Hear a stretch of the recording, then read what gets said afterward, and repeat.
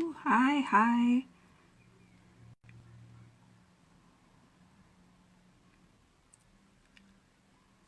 Hello. Hi, all. Hi, all. How are we all doing? Hello, hello. I'm just going to wait for a few more people to join. Hello, hello, Ethical Living. Hello, Ingrid Santos. Hi all, so welcome to another Instagram Live with Black British Bloggers. For those who don't know, I'm Mariam Bashorun and I'm the founder of the Black British Bloggers Network. Today we've got like a really cool live with Tinuke Bernard, and she will be joining us to talk about the creation of the UK Black Influencers Directory. For those who don't know, it's this amazing list that Tinuke put together, but I don't want to say too much, so I'm going to let her do a lot of the talking, and she is ready for you guys already. We've had quite a few people join us today, so I will add her to the live and let her introduce herself.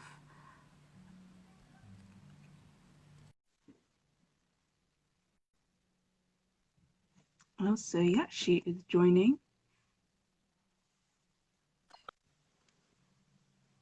Hello.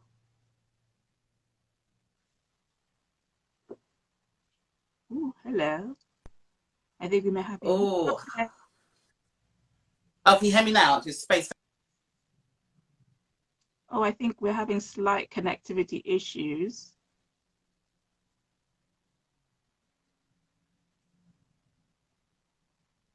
Hello. You're frozen on screen, but I can hear you now. No, it might take a second. I've just rebooted. Oh, yeah, so yeah, I can hear you fine now. Awesome. Okay. Hello. Hello. Thank you for having me. Oh, my pleasure, my pleasure. Really excited to do the live with you today. Thank you.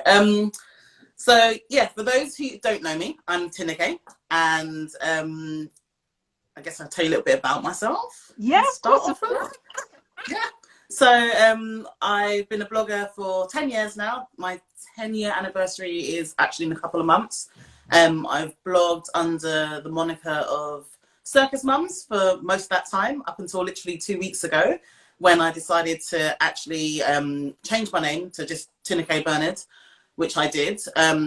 I used to blog mostly about parenting and lifestyle, and Circus Mums was all about juggling parenthood. We're trying to figure out who you are as a person and what career you wanted to do and how to be a good mum, partner, business person, whatever, trying to like juggle all the many sides of growing up basically. And while it's still relevant, I kind of decided that maybe, well, to be quite honest, I wasn't getting traction. It's like 10 years in, I'm seeing all these people who are saying that, you know, you're seeing all these posts, some of these Facebook groups where people are talking about, oh, I've been blogging for 6 months and now I'm full time and I make all my money from blogging. And you're like, How? girl, how? You know, 10 years in, no income from it, you know? So I kind of thought, I don't know if it's the genre, I don't know if it's my writing style, maybe it's overdone, maybe as a black mum. No one is interested in the story of a black mother other than my very small circle of other black mums. So, you know, maybe it just isn't the way to go. Should I try something new? So a couple of weeks ago, I changed to Tinuke Bernard so I can have a bit more of a, you know, get rid of kind of like the mummy blogger category that people kind of niche me in and try some new things. And one of the things that I did on the old blog and I wanted to continue and I knew I wanted to continue with was my Black bloggers list. So that was really important to me. So a few weeks ago, so the beginning of May, I put a call out on Instagram and asked for recommendations of Black influencers. So not just bloggers, but because most people don't have their own sites anymore. Yeah, they don't do blogs. So I was like, okay, it doesn't matter if you're only on YouTube or only on Instagram. You know, if you influence someone in some way, if you're creative, you know, recommend them to me. Let's do this list. And I thought I'd get maybe 10, 11 responses. And I got 350 people respond. Whoa. Right, okay. And like, Right, so I'm onto something here. And whereas for the most part, they were all recommending someone different. There were a few names that kept coming up. But for the most part, they were different names. So out of 350 responses, there were about 200 odd people who were recommended.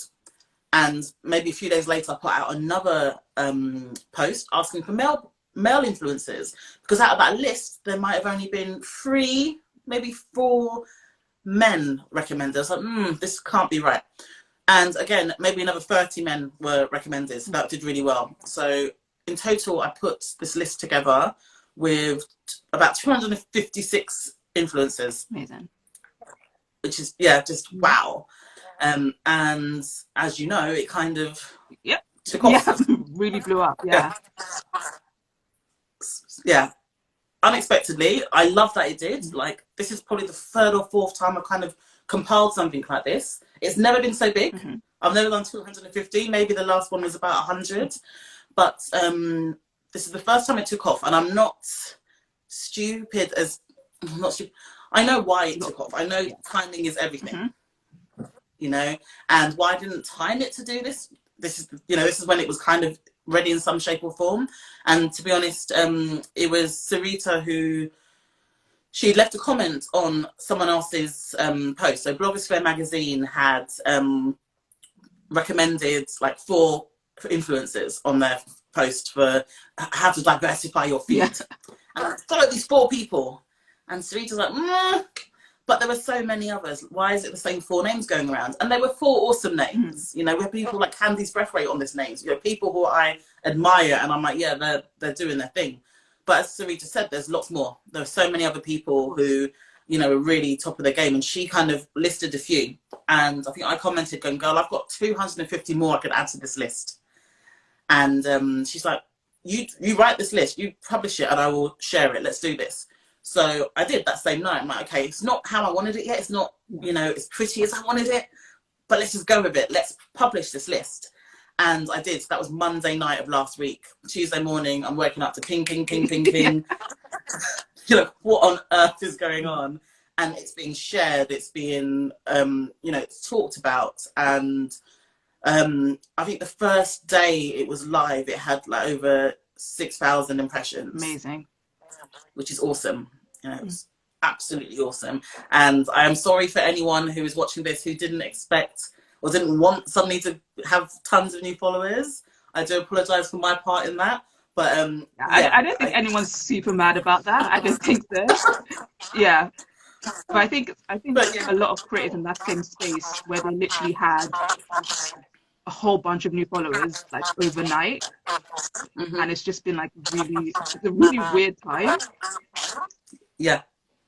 And you're trying to protect yourself. So you kind of know why they're doing it. They're following because maybe it's the first time they've thought about this as an issue. It's the first time they've seen the list. Maybe they would have always wanted to have had more people on their feed, more Black people, and couldn't find them. The reason I did the list is because we can't find each other. And I wanted people to be able to find each other.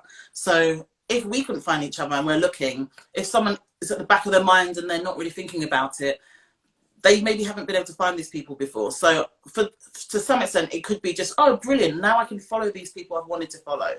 And the other half of me is thinking, oh, this is a fad. We're all doing our blacked out screens that day. It was a Tuesday, so we did our blackout Tuesday. We're showing that we know that Black Lives Matter. And now I'm going to prove it by following all these people.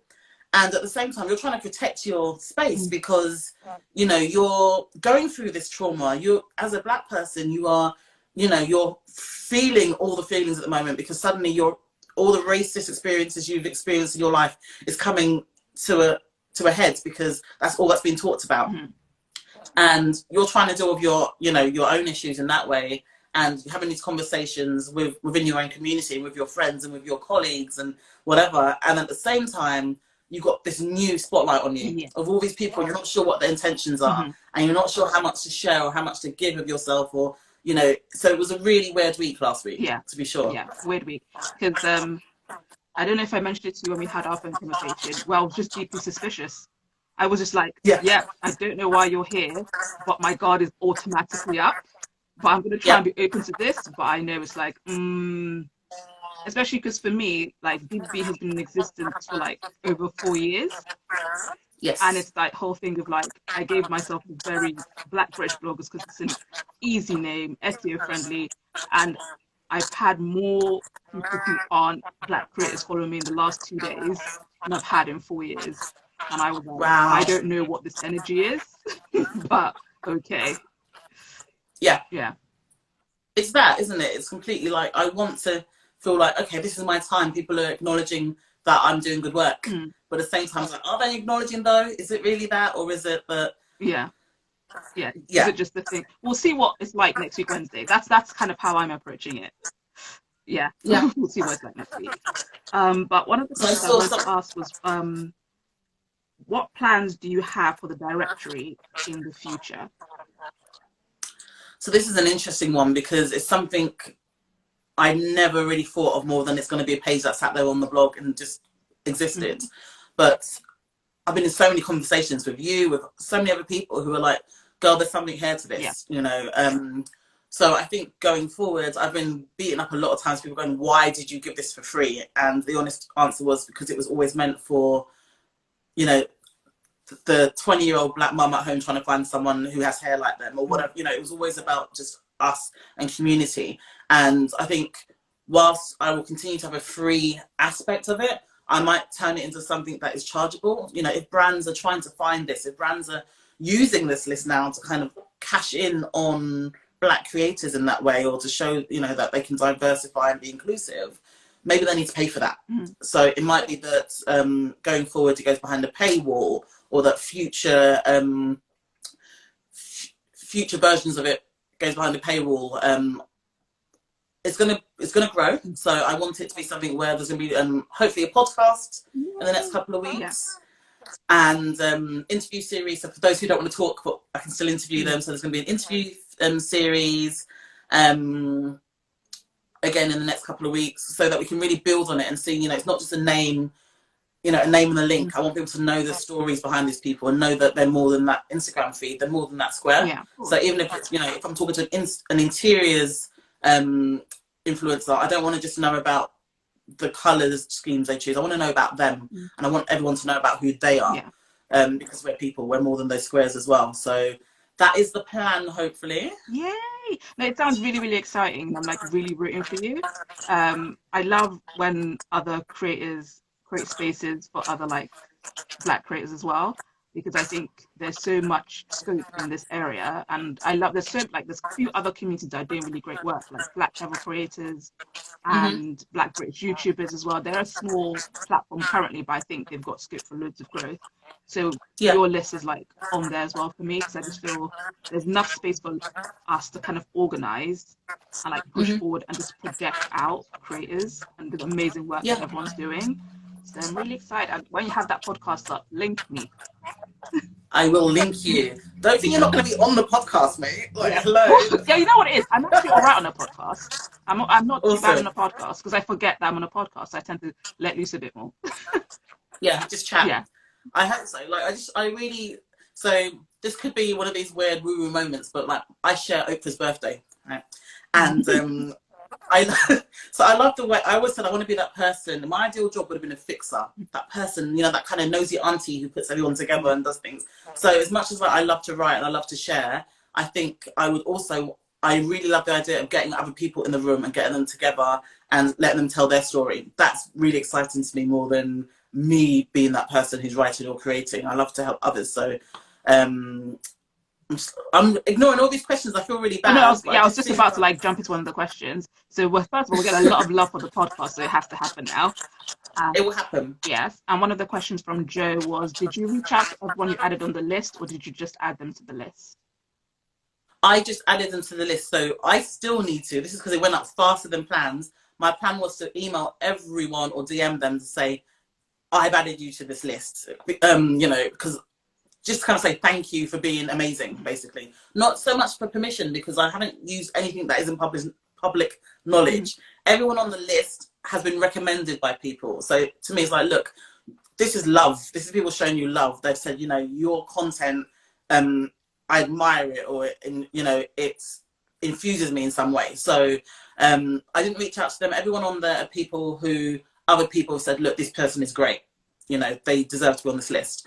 So I didn't reach out. Literally everyone who's on the list is people who've been recommended or that I've recommended. Yeah. And then more recently, as of the past week, people have come to me and in my DMs and said, can I go on this list too? So as always, there'll be people who got missed out that just weren't recommended for whatever reason because they weren't following me. They did not see my post in the first place to know to recommend. So yeah, I think in the last week even there's an extra 50, 60 people on the list. Oh, amazing. So yeah, we're over 300 now. Oh, wow. That's so good. So in terms of people wanting to be added to the list now, what do they need to do? So happy for you to just DM me. I do have a form that I might change a bit, but there's a form on the directory. So if you scroll to the bottom of the page past the actual directory, I have links to a form that you can just fill in with your details. It asks for more than is currently on the directory. So on the form, I've asked you to put a bit of blurb about yourself, tick a box if you're interested in being interviewed or being put on the podcast, and also ask for an image because I will try and do more with the directory and make it more of an encompassing experience later. So for those who asking to go on now, you kind of have a head start and that you'll fill all that out already, whereas those who I kind of compiled, I don't have that information for. No, amazing. Well, yeah, that is very exciting. I think because like we've been loving the list. Like I've been following a bunch of people on it. It's been amazing. And so for me, it was like, yay, they've had quite a few people already on the list. So I was like, okay, good. I didn't miss all these people. Yeah, I was like, it's that whole panic of like, do I not know enough people? But yeah, that was quite a good experience for me. But so does anyone have any questions for me or Tinuke while we're here and just chatting? And also let us know about your experiences this week. Have you also experienced a huge surge in followers? Has that actually translated into anything kind of meaningful? Like, have you had any meaningful conversations currently? I can admit that I've had one. Like, I would say outside of the community, I've had loads of people like engaging me through the list, I think, or just in general this week. But in terms of like brand engagement, I think I've only had one person actually reach out with something that looks like work. So right. We'll see how and this is what's interesting about it, is the people who are joining now, and since some people saying they only have found out about the list a few hours ago, yeah, and that's my bad because I've not had a chance between homeschooling and looking after the toddler and working and all the rest of it to actually contact everyone. So I do apologize, and I will eventually go around and say thank you to everyone for just being awesome and being recommended in the first place. And so, as I said, some people have been recommended 6, 7, 8, 9 times by different people. So, you know, you're doing good. And I will tell those people who they are as well. And what was I going to say to you? In terms of who's contacted me, I think mine's the same. I haven't had that many people. I've had loads of people contact me and inbox me and say, oh, that's really great. But I haven't had many people want to work with me, but I have had a couple of PRs contact me and say, thank you so much. I've actually reached out to people and I've booked people for my next campaign from your list. Oh, amazing. So that was really good in the last couple of days. So that really made my day. Oh. I see Mummy's Got Style said, what list? My list. It's a UK Black influencers list that I put together last Monday. It was from a post that I put out at the beginning of May to ask people who they recommended in terms of influencers, people who've influenced them. So it doesn't matter if you were a blogger, a vlogger, a YouTuber, Instagrammer, if they thought you were awesome, they recommended you, and I put a list together based on all of those recommendations. So it's there on tinukebernard.com, and there's a tab at the top that just says UK Black Influencers Database, or whatever I call it, directory. Yeah. I mean, well, we've had some people say that they've had their followers doubled, and she's also been approached by photojournalists who want to pitch her house to interior magazines, which is amazing. Ooh, that's amazing. That is so good. It frustrates me that it took something like this for people to acknowledge that we exist to some extent, because I bet you, whoever that is, their feed looked amazing all this time. Why, you know, have they been contacted in the past? How, you know, how many people contacted them before the list? Yeah. And that's frustrating, but I'm glad that if they found it from the list, I'm glad they did. I've seen it shared a lot on LinkedIn as well between different PR companies. So yeah, you have got an amazing feed already. Just see comments saying it's her. So yeah, it's frustrating, but I know, you know, at the same time we are in the minority in this country. So I know that in terms of, you know, what Instagram, the algorithm does, and in terms of who they put forward, we are, you know, we're going to be down the bottom of that list. We're not going to show up as much as we should, which is really frustrating. We're not the ones that are highlighted, and you know, you can't just search black influencer in Instagram or, you know, whatever, and find these people. Yeah, you usually get like black and white images. Yes, literally, it's so frustrating trying to find black, like even for me, something simple like stock photos. So when I create content, sometimes, because a lot of the content I create is about like the business of creating content, so I just need a stock photo that has black people in it. And every time I type in black, it literally just like a black and white image or a white woman wearing black, and I'm like, oh my god, this is taking me longer than it would take anybody else. Type black hair. Look for black hair information, and it's a person with someone black hair. It's like, you know, not necessarily black people afro hair. It will be just a white person with straight, like, oh, this isn't what I wanted. So yeah, I feel your pain. Yeah. We've had someone else mention that Mama McLean, sorry. I've had a conversation with a small brand and left a comment questioning diversity on their account, and we talked about them recognizing that they need to do better. That's such good work. That's well done. Yeah. You know, well done. I think they need to some extent, need to be called out, and the ones who have been silent need to be called out. And so, you know, even in, to me, I don't even know whether it's worth calling them out or just blacklisting them now. If it's got to this point where, you know, we've had the whole, you know, 2 weeks of the Black Lives Matter campaigning everywhere. We've had everyone, you know, even if for right or wrong reasons, jumping on and saying, you know what, we are anti-racist. We don't, you know, stand by this as a company. If you are still not doing this, you know, what is it going to take? Why do we now have to still actively nudge you to come out and say something? Yeah. You know, that's a bit scary in its own time. You've had 2 weeks. You've had the last week for sure, definitely. You know, where have you been? Why are you still needing to be nudged? Yeah. Yeah, I think it's, for me, I'm trying to kind of give people the space of like time. I'm like, okay, well, I'm like forward thinking, I'm going to see what it looks like in 3 months, because I feel like I've been here before. So it's like, this isn't the first time we've had, like, to be fair, not on this scale in terms of campaigning, but this isn't the first introduction to Black Lives Matter by any stretch of the imagination. So for me, it's I've had the same flurry of like, oh, we need to do better and all of this sort of stuff, and I've seen it die down really quickly as well. So for me, it's like, I'm not holding my breath so much, but I am trying to use the momentum that this is created to really highlight the issues that we're having, and also use it to sort of create change as quickly as possible while we do have the attention.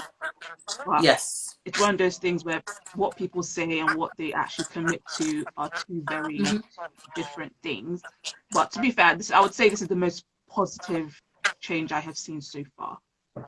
Yeah, for sure. And I think the proof's in the pudding. The proof's in how many of them are still here next week and next month, and you know, are still reaching out to you. And I think maybe the more quality conversations are the ones that are going to happen later, because maybe they're trying to not seem like they're jumping on the bandwagon, and they're trying to actually, in fact, I can respect that if they're taking the time to actually make sure that their in-house policies are right, that they've got, you know, they've made sure that this is a long-term thing, rather than jumping on and not knowing what they're going to do with you, but saying, oh, we'd love to work with you. Yeah, exactly. And you know, dangle all these promises in the air. You know, it's probably better that they do wait and say, okay, let's make sure we have something, you know, like the Yorkshire Tea dude, you know, saying, it's yesterday on Twitter, saying, you know, we're not silent because we are racist. We're silent because we're trying to figure out internally what it is we want to do. And, you know, I've got respect for that. I think it's really important. I'm trying to read someone's gentleman Karen said, I work for an influencer marketing company, and the influencers we work with are not at all diverse. So your list will enable us to make this better. And your lists make this possible, so thank you. I haven't got my glasses on, so that's why I'm doing this like an old woman. It was glaring, sorry. But yeah, I do think I have definitely spoken to PR side of things over the years where they've said, you know, where they've used my previous list, and that's where they found me through the list, through my own list. But you know, the fact that it existed didn't work. But the fact they Googled Black bloggers, they found my list and me, and they've said many a time that even if they want to use Black influencers, they can't find them, which is shocking because it took me one message to find 350. Yeah. And also, you know, 250. For me, that's a bit like if you Google Black British bloggers, I'm the first thing that comes up, but okay. Yes. But, why are they not asked you? Yeah, you know what it is? It's because I'm a service. That's why. And that's the honest to goodness truth, is that I'm a service and I don't work for free. So yeah, but that is also fine. I know, this thing, I don't want to be taking away your money, hence another reason why this list will go behind the pay thing at some point, because I don't want them to go, oh, well, we could go to Black British bloggers, but this list over there is just Well, you free, know what so it is? As a business, I know how to pivot. So for me, it's like, I am grateful that this list exists, because there is the burden that comes from being like one of very few. So for me, the more platforms that exist that to support Black creators, for me, the better. Because the way I see it, imagine if Evian was the only one supplying the world of water. That's a lot of pressure on Evian. So, exactly. So I'd rather there be more platforms doing lots of different things, and I can pivot or navigate, or, you know, I think it's a good thing for me personally. Yeah, I hope so. And we'll make sure we put a nice, I'm going to make sure I plug you on the page as well, because I need people to know. So those who are actually, you know, are Black influencers know that this does exist, because to me, I see you as, you know, I've used your Facebook, your Patreon, everything for years now, because it's a real good font of information for finding new people to follow, to finding what best practice is, to you know, your events that you host. They're all really, really valuable to the Black influencer community. They're awesome. And for me, I'm like, more people need to do that. And I think the more people who do join in, and the more people, you know, who are on your platform, it's kind of like the whole unionizing thing. Yeah. We become stronger. Yeah. You know, we can ask for more. We can talk between ourselves, and actually, Miss Esbat just said, we need many to amplify our presence. We need to be amplified. And for me, that's what I hope my list does, but that's what I already see you doing, you know, amplifying our voices. So if more of us all join in and go on your Patreon and, you know, give you the money you need to run this, and run this well, and speak on our behalf, that is amazing. You know, we need that. We need to be able to have open and honest conversations about how much brands are telling us they can pay us or not pay us, as the, you know, case normally is. And if we can say, well, actually, babes, you offered me £1,000. Why are you telling this other person they don't have any money? You do have the money. You know, be honest about that. And we need to be able to have those open conversations safely somewhere. And, you know, platforms like yours allow us to have those, you know, honest conversations. Yeah, that's all I wanted, really, because when it all started, it was all about community and opportunity. Those two things. That's all I've ever wanted to create for creators, especially because when I first started out, what feels like ages ago now, I literally didn't know. I knew a single other Black British blogger, and that was it. And I just felt like that can't be right. Like, which one of those things, I was like, that seems insane. I can't be like one of two people who thought I'm going to write things down. So that's literally how it started. One of the things I loved about our very first event was having all these like amazing like Black creative people in one space, just talking honestly and openly. And you could see that kind of energy. And it's such a shame that like 2020 is the year that it is. But we're still trying to replicate that energy with like digital events and things. So I'm excited for that, because we've got that coming up. So yeah, 27th of June, That's people. awesome. It's gonna be good. 27th of June, get your tickets. Get your tickets. So that should be really fun. But in time, we will have our in-person events where we can sit and we can talk and we can share knowledge in like a meaningful way. And I think that's really important.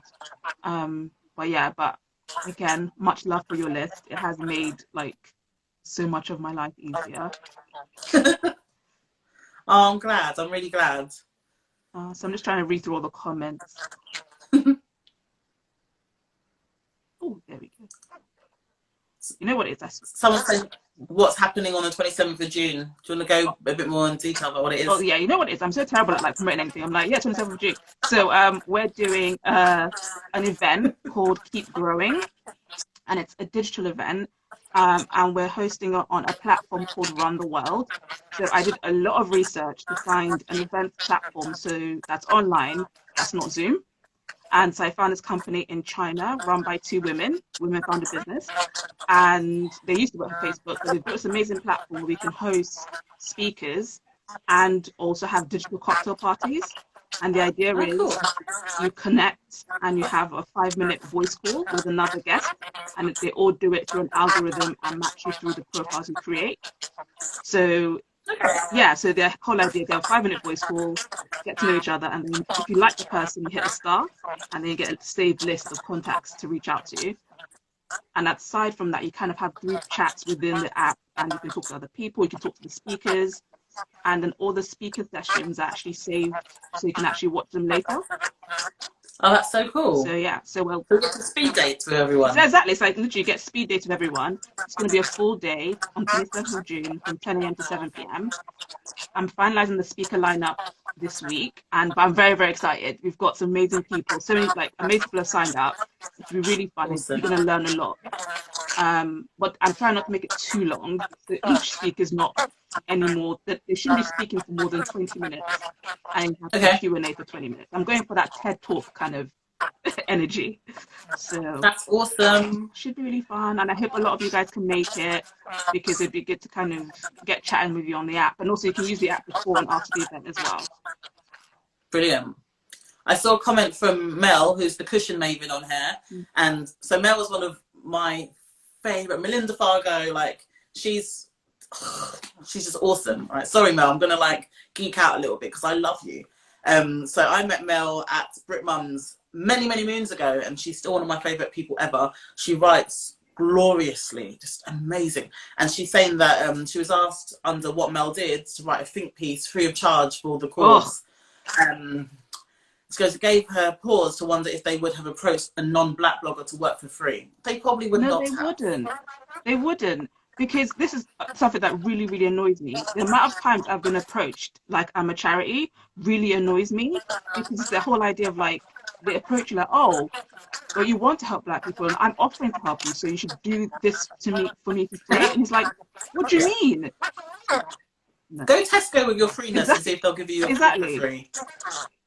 You know, so no, it's really upsetting. And I think, you know, they will have day rates for their writers. They'll have rates they should be offering freelancers. You know, whether it's The Guardian or it's a smaller paper, whatever it is, they have money to do this. You're not off. You didn't offer. They came to you.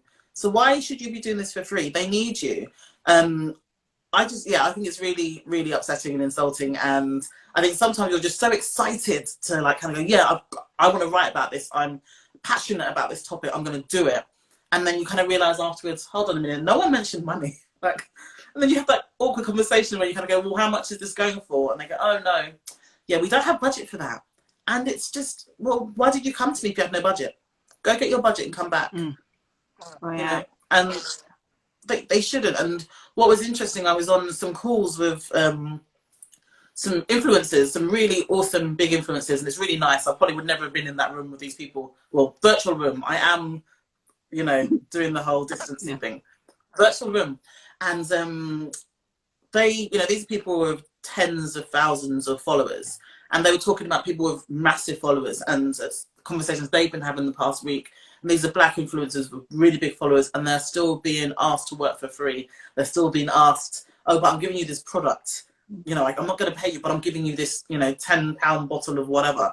And it's like, it kind of is a bit scary. Like, if at that stage, these are people who have been top of their game, really well known for, you know, 5-10 years in the UK, and they're still being asked to work for free. And, you know, they've accumulated huge followings. So normally they kind of say, their argument is, oh, you know, you're a micro-influencer. We're not sure how much reach you're going to get, so we don't want to pay you, or we're going to pay you really small. What's the excuse when you're doing it for people who have, you know, 100,000 followers? Yeah. You know they're going to have reach, and they're still telling them to work for free or for very little. And I do think it's because we don't always have a way to maybe, we don't know what everyone else is being paid for. We don't know how much a white influencer or someone else is being paid for that same campaign. We don't know what the conversation is back there. And, you know, having a place that we can safely talk about that and kind of go, hey, this campaign's come up. And there's a few Facebook groups that I do this in, some, you know, sometimes as it is for parent bloggers, where you kind of, they'll openly go, hey, you know, Dettol has contacted me. What have you gone in for your rates? And, you know, you can kind of say, well, actually, you know, this is the amount I've pitched for. This is what they've said yes to. So don't go in under this amount. And you'll see the disparity between people are huge. So it's important that we can do that. And Mama McLean was saying that there's an influencer pay gap account now on Instagram. And I have seen that. I just saw that today. And people are anonymously posting how much they've been offered for campaigns. Amazing. So that's really useful for sure. Yeah. So thank you for setting that up. Because, yeah, being able to, you know, I know some people, and I've been seeing people talk about that, and they're saying that, I've seen some parenting groups, and they're going, oh, but we've got to take it with a pinch of salt because we can't see, we don't know who the person is. But, yeah, they don't want to blow their, they don't want to blow their contracts that they do have by kind of outing themselves. So I don't think we should take it with a pinch of salt. You know, people don't want to put their name to it and then blow the PR contacts they do have. Yeah. So I think it's fair that they're being anonymous. Yeah. And one of the things I always try to fight, when I talk to brands especially, one of the things I fight about the most is, I think when it comes to Black creators who target a Black British audience, you have to allow for demographic differences. So someone who speaks directly to Black British people isn't necessarily going to have millions of followers because they're not millions, like the numbers have to be relative to the demographic you're in. So there's a lot of nuance that sometimes get missed because they're like, oh, well, I would work with this person. They've got 100,000 followers. I was like, but they don't have a dedicated Black audience that is the target demographic for your product. Isn't it better to work with someone who's got 5,000 followers who are all the target audience for your product and pay them as you would 100,000 because you're going to get a better conversion. But it's really hard to have that conversation because people see things in such a black and white way of just seeing like numbers equals this. And you're like, oh, nuance, people, nuance. Yeah. And it's the fact that you have to kind of explain and educate them. And there are some brands that got it right. I've worked with some really big names and people are like, huh? You know, how come they worked with you? You know, at the time I had 1,000 followers. Now it's 3,000 something. Thank you, list. But, you know, the past, you know, I've worked with some brands who get it. And instead of looking at the numbers, they're looking at, you know, the engagement rate. So my engagement rate, I think at the moment is 17% since all of this stuff happened. Before that, it was 20 something percent, 20, something stupidly high. And now you can have someone of 100,000 followers, but their engagement rate's 3%. Yeah. So it's like, well, actually, it kind of starts evening out when you do the math that, okay, I might have less followers, but you're going to get, as you said, the majority of the people who followed me were the same demographic as me. So if that is your target market, you're going to get your target market by working with us as compared to working with the larger ones. And I think sometimes when you're sending out pitches and you're kind of going, yeah, I want to work with you, I find myself having to kind of explain that, you know, yes, if you can see my numbers, you know, my followers aren't massive, but they are loyal and they are responsive and they engage. And I actually have to write that and kind of put a little graph thing in my media kit to kind of go, look at my engagement rate and look how, you know, people actually do communicate with me. And, you know, this is what you're going to buy into. This is why you need to pay me. Yeah. So, yeah. So we've had a question from Mama Clean about how do you work out your engagement rate. I actually did a really long post about this because there's a bit of maths involved. But please remind, because I think it went out in the newsletter, so it might not be on the blog yet. But please DM me in case I do forget, and I'll get it on the blog and I'll send you a link. But yeah, it involves a little bit of maths, but it's not tough maths. But yeah. No. Yeah. And I cheated and used a site that did it for me, but I don't remember what it was called. Yeah. But yeah, so there are things that will do the math for you and explains the math. And I went, huh? I have problems helping my 11-year-old with her maths at the moment at home. That's the bit we leave for her dad to get home. I'm like, yeah, I'll do everything. I'm like, right, when your dad gets home from work, you can go do the math. I can't do math anymore.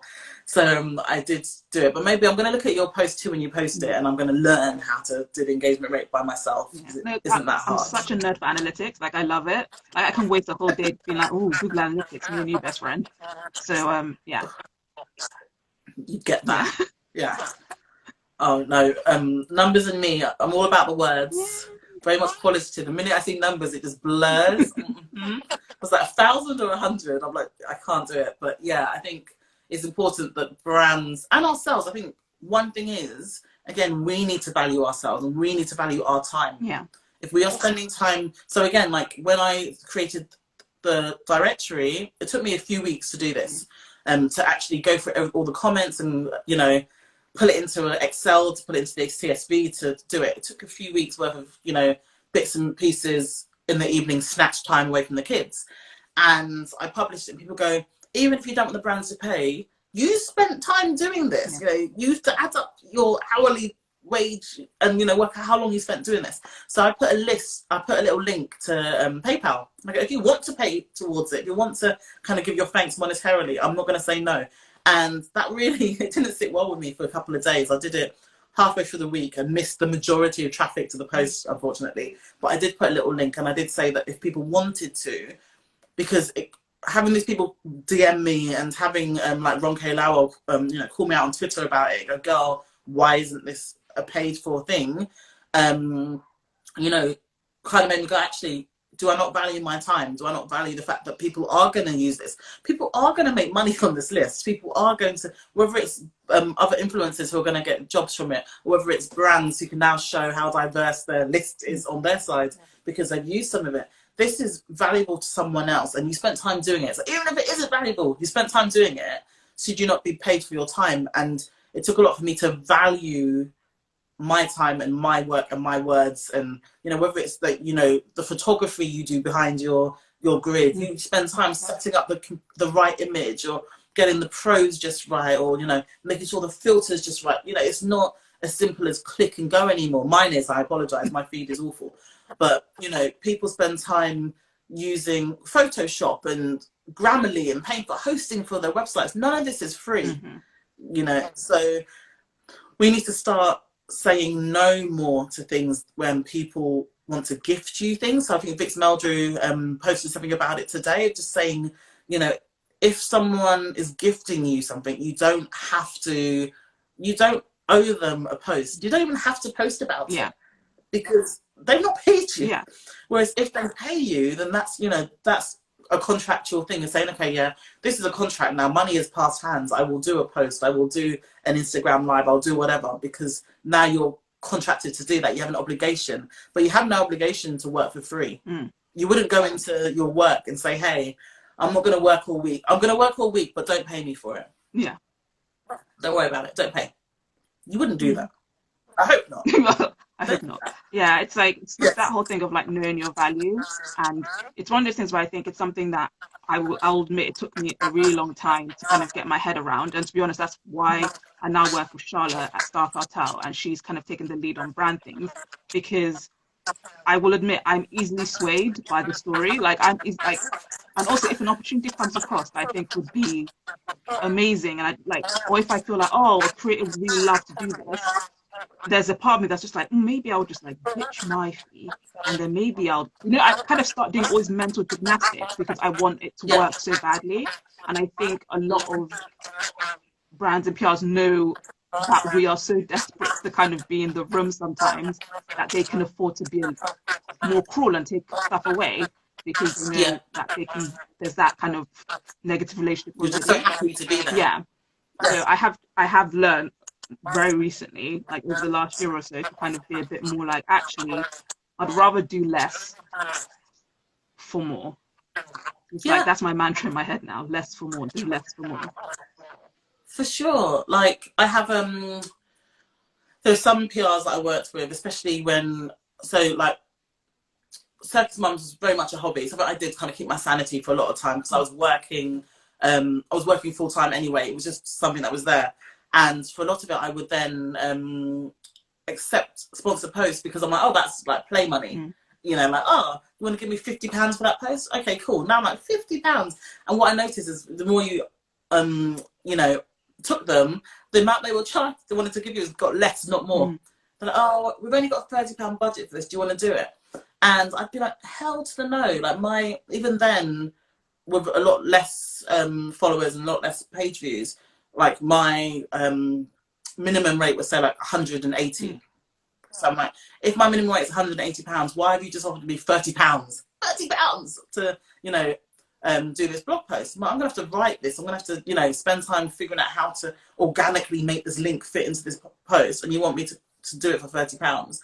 And having the guts to come and say, actually, no, I'd rather not work with you because I want that £1,000 campaign job. And if they keep seeing these silly little posts on my blog, they're not going to work with me because I'm ruining my credibility.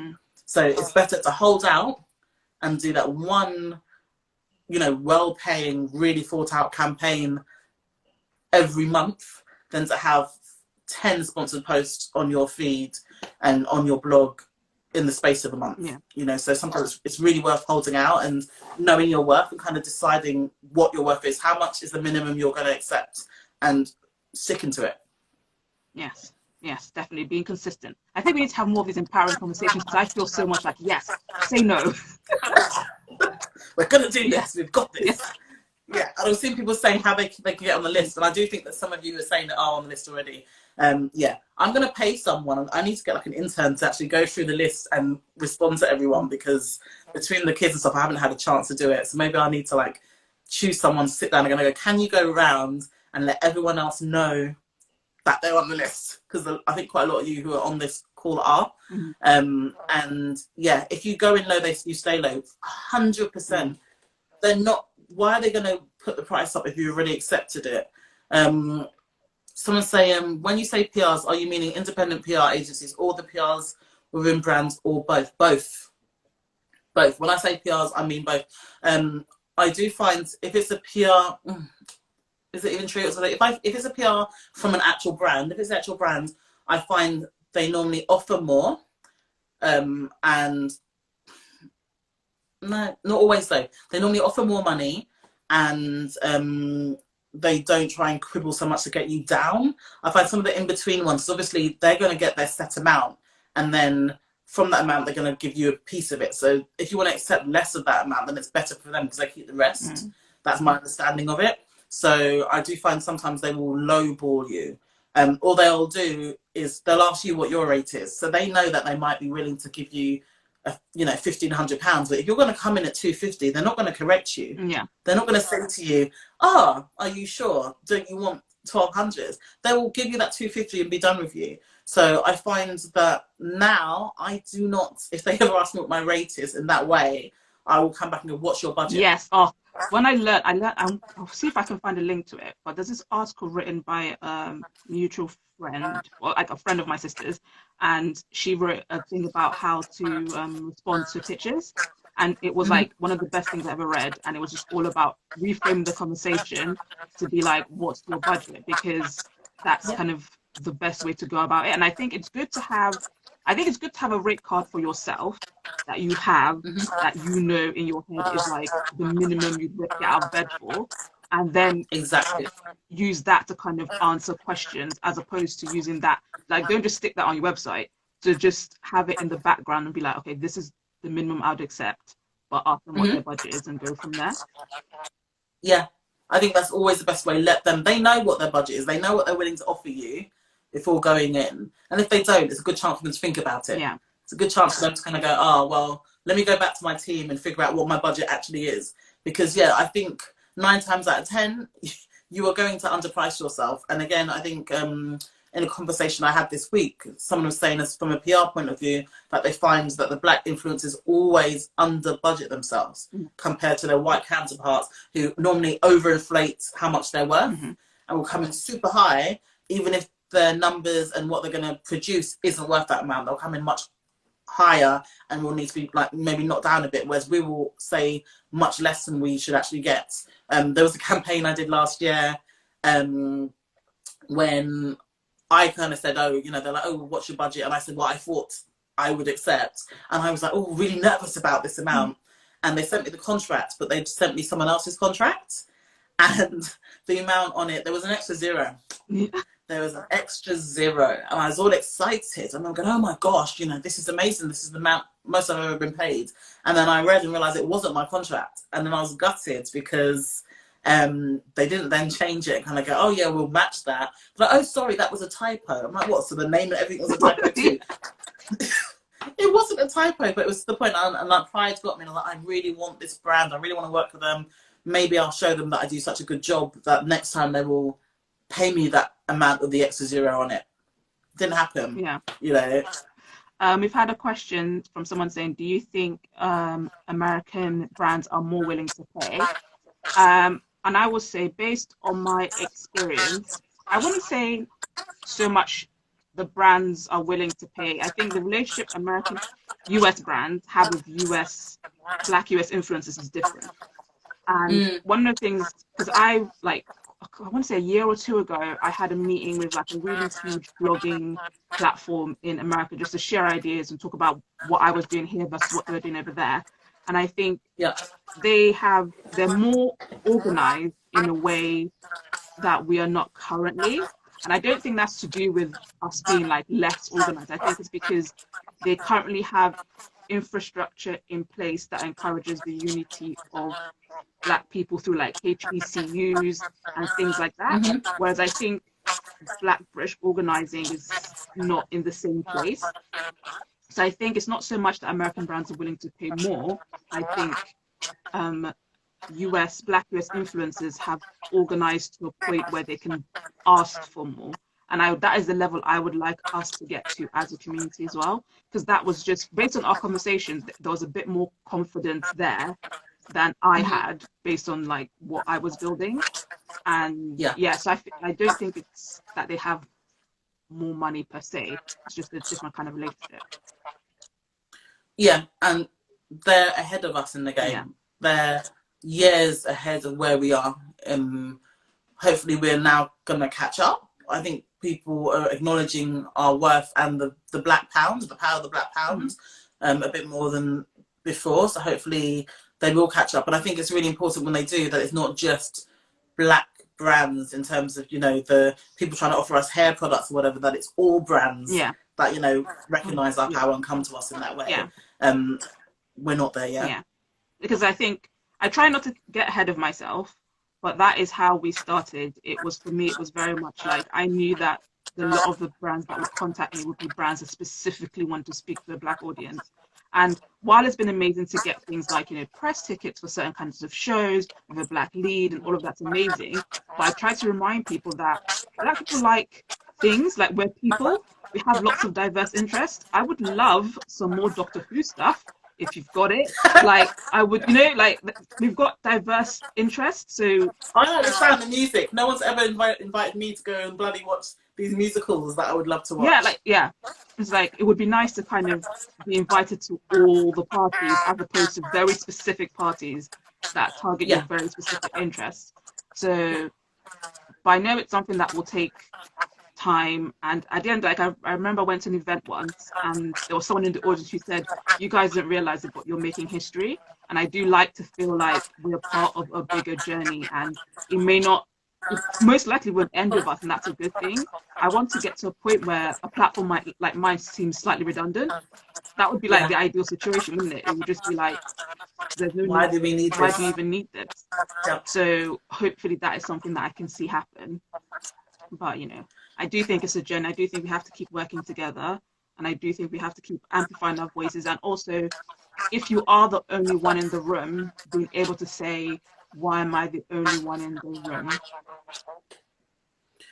God, yes. I have started, well, before this whole lockdown thing, when I was invited, I hardly get invited to things anyway, but when I do, saying who else is going to be there. Yeah. They have a list. They know beforehand, because I cannot tell you the amount of events I go to and I'm the only Black person in the entire room. If there are 100 people, why am I the only one? Or the only person of colour, full stop. Yeah. And kind of look around and they look at you and it's all very awkward, and like, it doesn't need to be that way. So and I will always go on about this because I was so blown away. The only event I've been to where this wasn't an issue with in 10 years, the only time I've never felt othered was at a Pinterest event, Yeah. and it was all the Pinterest events I've been to. And I remember going home one day and I was like really like pumped and walking home. And I'm like, why am I so happy? And it took me getting home to kind of go, because I wasn't the only person in the room that looked like me. And it was so natural. There were people, you know, in terms of everything though, genres of the bloggers, whether it's hair bloggers, food bloggers, parenting bloggers, whatever it was, colour, gender, you know, it was just, again, I've never been to an event where there were so many men. You'd think there were no men bloggers or influencers at most of these events you go to. Like, you'll go to a cooking event and they're all females. Like, so boys don't cook. Are you trying to tell me boys, you know? So Pinterest was the first one where they really, really, really got it right. And I actually emailed them. I emailed Rena, who runs the influencer marketing, and told her, I'm like, girl, you made me feel seen. And she passed it up the chain, and it actually got like the MD or someone actually phoned her from America to kind of say, we need this to be the case everywhere. Like, why is it this is a thing here, but people don't do it? And I think it's because she is also a person of colour, that it came naturally for her to think outside the box and think of diversity and inclusion, because it's something that she's seen is an issue herself. So it was really awesome to see that she's done it. And I know that Maria's Miss Expat, she does it because I do it as well. And sometimes I'll send her things her way. We were always asked to bring someone. So, you know, can I bring another blogger? Can I bring a friend? Or I can't do this, but can I recommend 3 other people who might really love this? And it's opening the door for other people and getting them in the room too. So even you'll go in and you put them in the room too, or you say, if you can't do it, you recommend other people. Kind of have a list of people that you literally, in your canned responses, sorry, I can't do it, but have you thought of these people? Yeah.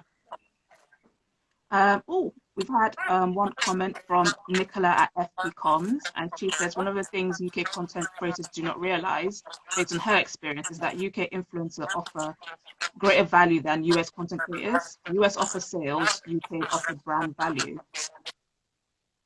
That's interesting.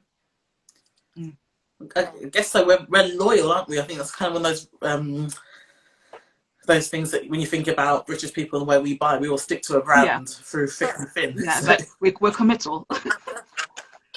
Yeah. We will commit through all things, Yeah. So that's really true. And I think that's something that we need to think about. And it's about knowing our worth and knowing our value and charging as such. And knowing that we're awesome. Yeah. It's like, it'll take time. So that's another thing I want to stress, is that don't put pressure on yourself to be like, get this right and amazing straight away.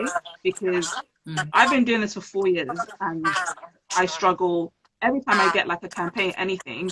I always struggle with knowing, and also I get the anxiety as well. I'm like, am I charging too much? Oh, this sounds insane. Who do I think I am? Imposter syndrome is real. I get it so badly. So think of it as a journey and not as something you should be able to do like tomorrow, but think about it consciously as something you're going to be working on, because the more you value yourself, that value sort of seeps out into everyone else. So it changes the landscape for everyone. But again, don't feel like you're a terrible person if you can't wake up tomorrow morning and like love yourself at 100. It's a journey. Yeah. It takes time, doesn't it? And there's a lot of unlearning as well. Exactly. A lot of unlearning of things that we've not even thought about and realised, oh, why am I doing this? Why am I always saying sorry? Or why am I always, saying just this amount of money? Why are we apologising in advance for ourselves? Yeah. It takes a lot to unlearn doing that. A trick, by the way, is when you send that email, go back in and delete the last 3 sentences, because usually it's waffle explaining why you're charging so much. So just go ahead and delete those last 3 sentences. Anything that sounds remotely apologetic, just go ahead, delete that, and then send the email. Yeah. I think someone taught me as well. So it's things like, if you are going to say just, take that just out. You're not just asking me about this. I'm just sending you. Be confident, be bold with it, and explain who you are, what you're doing, why you're a good match. Send it off. And if they come to you, even better. You're in a position of power. They've come to you to ask you for something. So don't then talk yourself out of doing it. Yeah. Hold strong and do it. And something I was going to say to people, like, there's this list, and I don't know, this doesn't seem to be such a thing anymore as it was. I'm an old school blogger 10 years ago. It was very much that people collaborated a lot more than I see now. Yeah. And by collaborating, you pull each other up. You know, guest post on each other's sites. Sabira, I see you. You guest posted on mine. I still love what you wrote. Oh, You know, guest post on each other's sites. I'm sorry, but we've literally got like 20 seconds left. We've talked too much. No. Should we end this live and then come back on again to wrap it up?